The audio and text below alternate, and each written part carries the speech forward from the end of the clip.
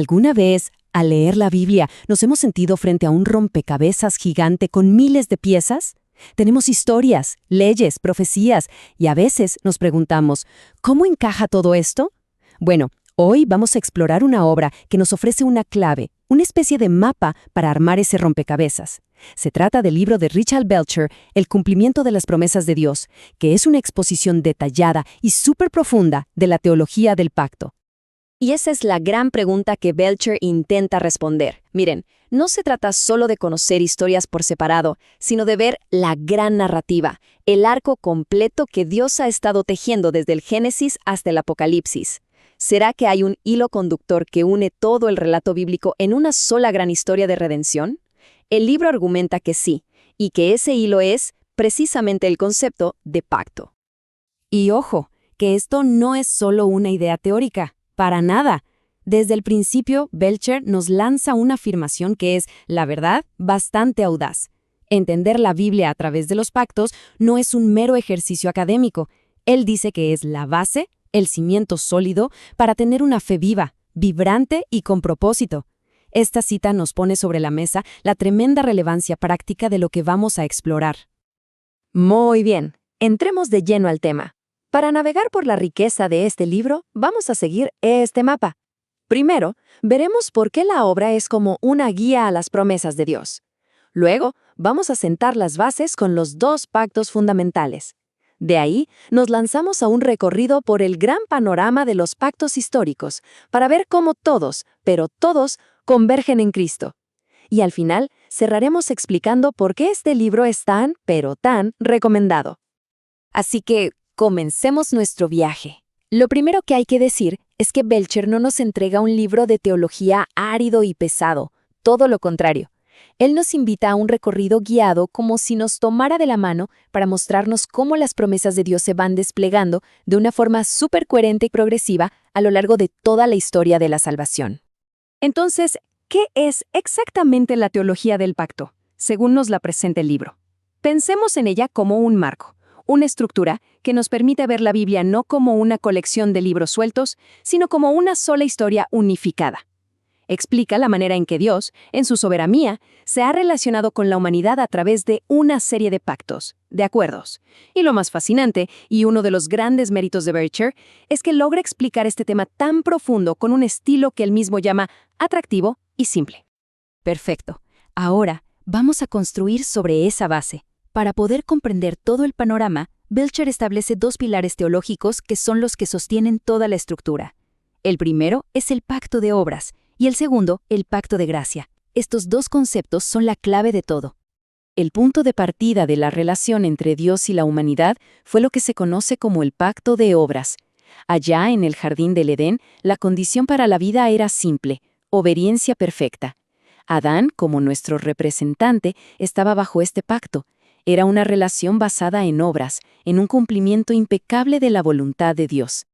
Pero ya sabemos cómo terminó esa parte de la historia.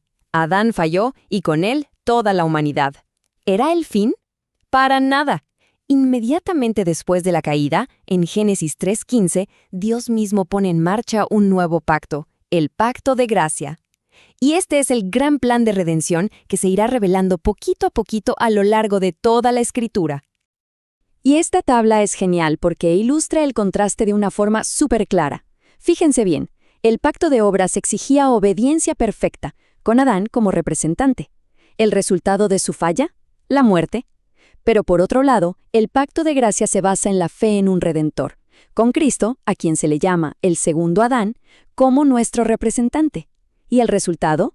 Vida eterna, no por lo que hacemos, sino por pura gracia. Entender bien esta diferencia es, de verdad, absolutamente crucial para seguir el resto de la historia bíblica. Con esos dos pilares ya claros, el libro nos sumerge ahora en el gran panorama de los pactos históricos. Y aquí es donde vemos algo increíble, que el único pacto de gracia no aparece de la nada, de golpe, sino que se va administrando y revelando poco a poco a través de diferentes acuerdos que Dios hace a lo largo de la historia. Cada uno es como una nueva pieza de nuestro rompecabezas. El primer gran pacto histórico que Belcher analiza es el que Dios establece con Noé justo después del diluvio. Este pacto no se trata tanto de la salvación de una persona, sino de la preservación del mundo. Es un pacto que llamamos de gracia común, un compromiso de Dios de mantener el orden en la creación para que su plan de redención pueda seguir adelante en la historia. Los elementos aquí son muy claros. La promesa es de preservación. Su alcance es universal, o sea, no es solo con un pueblo, sino con toda la humanidad y la creación entera. Su propósito es, básicamente, mantener el escenario estable para que se desarrolle el drama de la redención. Y tiene una señal preciosa y visible que todos conocemos, el arco iris, un recordatorio constante de que Dios es fiel. Y si el pacto con Noé tenía un alcance universal, el siguiente da un giro de 180 grados y se vuelve increíblemente específico.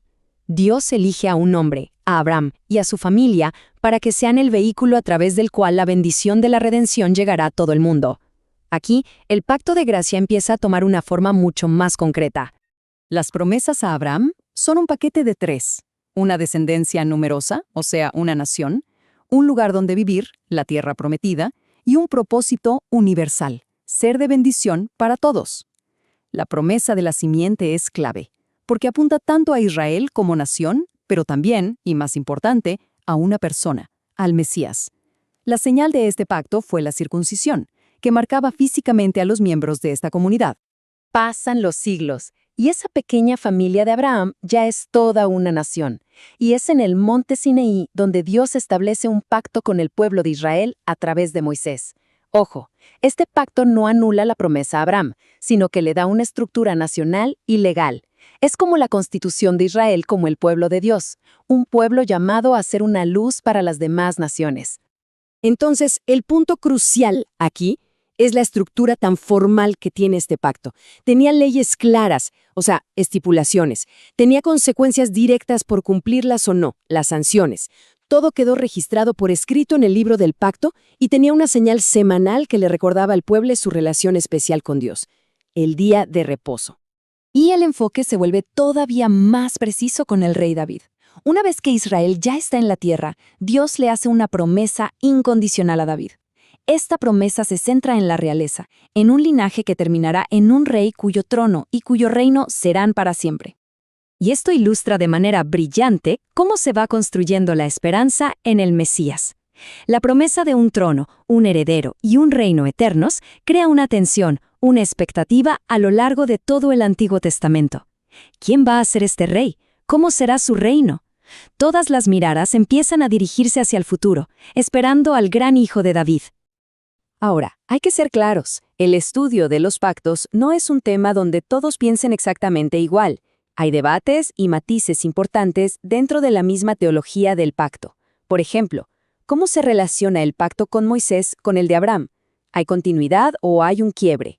Son preguntas súper importantes que los teólogos han discutido por siglos. Y una de las mayores fortalezas del libro de Belcher es que no le saca la vuelta a estas discusiones. Al contrario, dedica un capítulo entero a navegar por las diferentes perspectivas. Presenta las posturas de otros teólogos de una manera justa, clara y muy respetuosa, lo que convierte al libro en una herramienta increíblemente útil para entender todo el panorama del debate. Esta tabla nos da una probadita de la riqueza de este diálogo. Por ejemplo, Belcher nos presenta el trabajo de O. Palmer Robertson, un clásico en el tema, que define el pacto como un vínculo de sangre administrado soberanamente. Luego, explora a John Murray, quien, para resaltar la gracia desde el principio, prefiere hablar de una administración adámica en vez de un pacto de obras. Y no se queda en el pasado, También dialoga con teólogos actuales como Paul Williamson, que tiene un enfoque diferente centrado en el juramento. Esta disposición de presentar y evaluar con respeto otras posturas es lo que hace que el trabajo de Belcher sea tan completo y confiable. Y así llegamos al destino final de nuestro viaje. Porque todos estos pactos, con sus promesas, sus leyes, sus rituales, eran como sombras que se proyectaban en una pared. Eran anticipos de una realidad mucho más grande. El punto al que todo apuntaba, el destino de toda la historia, es una persona. Jesucristo. El nuevo pacto, que fue inaugurado por Cristo, no es un plan B. No es que los pactos anteriores fallaron y hubo que reemplazarlos. No, es su cumplimiento perfecto. es la sustancia de la cual los pactos del Antiguo Testamento eran la sombra. Todas las promesas hechas a Abraham, a Moisés, a David, todas encuentran su sí y su amén en Cristo. La progresión es magnífica. Los profetas, como Jeremías, anunciaron que vendría un día en que Dios haría un pacto nuevo. Luego llega Jesús y vive una vida de obediencia perfecta, cumpliendo las demandas del pacto de obras. Su muerte en la cruz se convierte en la base para el perdón de pecados que los sacrificios de animales solo podían señalar. Y finalmente, por medio del Espíritu Santo, la ley de Dios ya no está en tablas de piedra, sino escrita en los corazones de su pueblo. Esta frase resume perfectamente la conclusión del libro de Belcher. Cristo es el punto focal de toda la Escritura. Él es esa descendencia prometida a Abraham, que bendice a todas las naciones. Él es el Rey eterno, del linaje de David, cuyo reino no tendrá fin, y es el mediador de un pacto superior, el nuevo pacto, que no fue sellado con sangre de animales, sino con su propia sangre. Después de este recorrido, la pregunta es clara. ¿Por qué hay que leer este libro? Pues la recomendación final se basa en las mismas fortalezas que ya hemos estado viendo. Belcher logra un equilibrio extraordinario entre ser claro y ser profundo. Su argumento está firmemente anclado en la Biblia, no en especulaciones. Su forma de tratar otras posturas es ejemplar en su respeto, lo que el libro llama un enfoque irénico. Y como vimos al principio, todo esto no es para quedarse en la teoría, sino para conectar la gran teología con la vida diaria, con una fe que sea gozosa y fructífera. Las reseñas no se equivocan cuando lo llaman un tour de force. Esta no es una simple introducción al tema, es, de verdad, una de las exposiciones más completas, mejor argumentadas y más útiles que se pueden encontrar sobre la teología del pacto. Es una herramienta invaluable para pastores que preparan sermones, para estudiantes de teología y, la verdad, para cualquier creyente que quiera entender mejor la gran historia de la Biblia. Así que cerramos con la misma pregunta con la que empezamos.